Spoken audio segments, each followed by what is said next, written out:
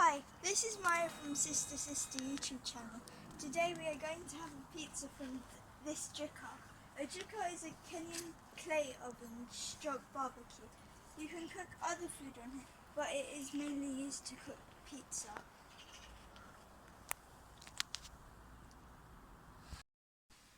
These are the trays used to put the pizza on, which then goes into the Jiko.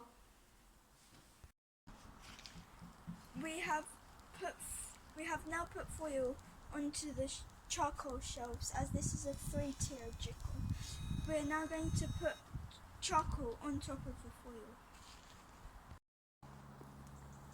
The pizza is now cooking in the Jiko.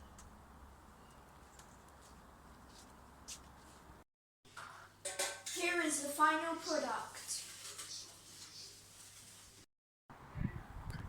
Thank you for listening. Please like, subscribe and hit the notification bell. I'm